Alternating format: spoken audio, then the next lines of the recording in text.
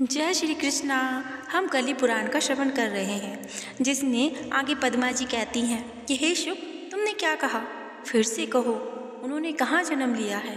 यदि तुम उनके लिए किए गए कर्मों का विशेष वृतांत जानते हो तो विस्तार पूर्वक मुझे बताओ, और वृक्ष से नीचे उतर कर तो आओ। मैं विधि पूर्वक तुम्हारा आदर सत्कार करूँगी।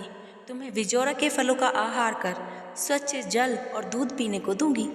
मैं तुम्हारी दोनों चोंचों को पद्म परागमणि और रत्नों में लाल रंग की चमक वाली और मन को मोहने वाली करवाऊंगी। मैं तुम्हारी गर्दन को सोने से युक्त सूर्यकांत मणि से सजाऊंगी और तुम्हारे दोनों पंखों को मोतियों से मंडवाऊंगी।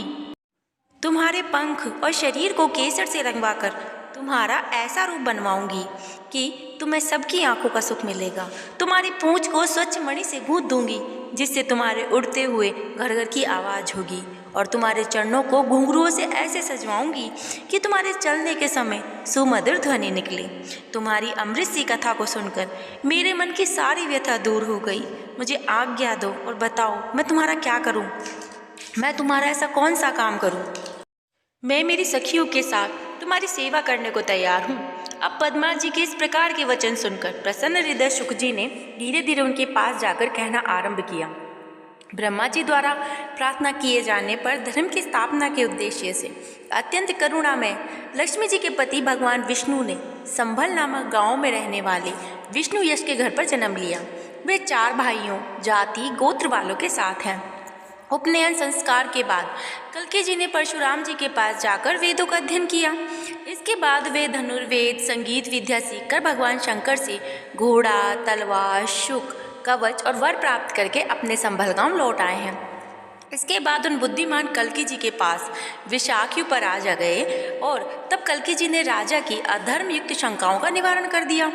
अब यह समाचार सुनकर प्रसन्न मुख वाली पद्मावती ने कल्की जी को आदर सहित लाने के लिए शुक को कहा।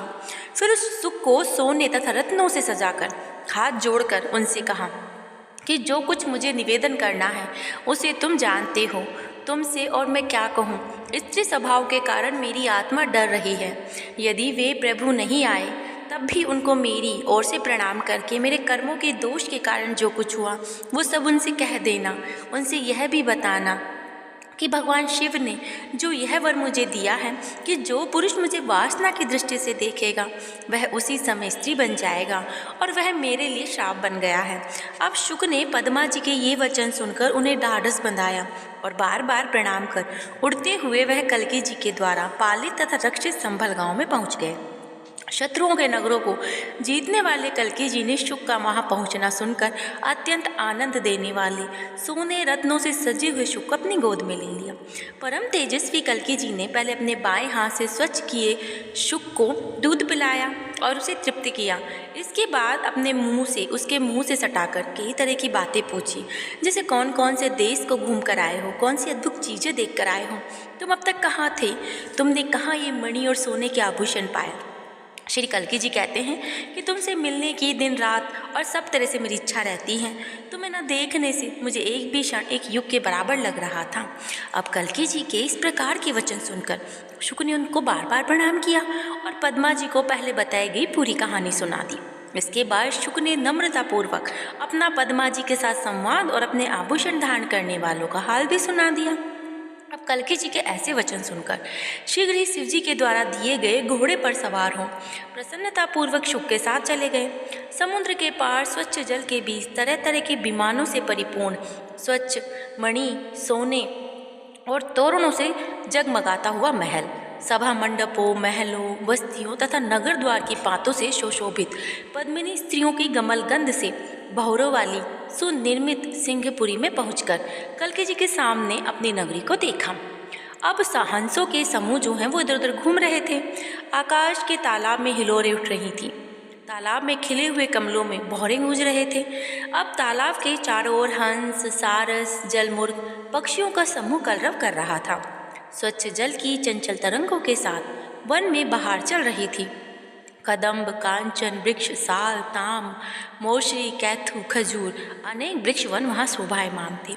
इस प्रकार फलों, फूलों और पत्रों से शोभायमान वह कल्की जी ने सब कुछ देख लिया।